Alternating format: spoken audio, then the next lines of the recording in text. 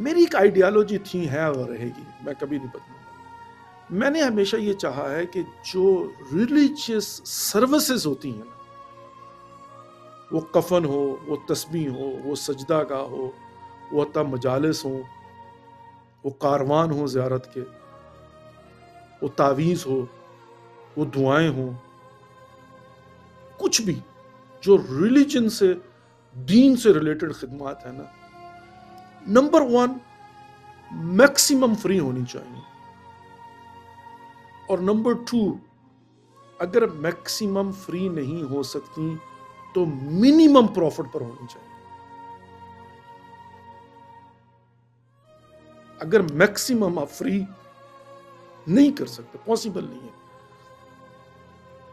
तो minimum profit पर होनी चाहिए। मेरी ये सोच है।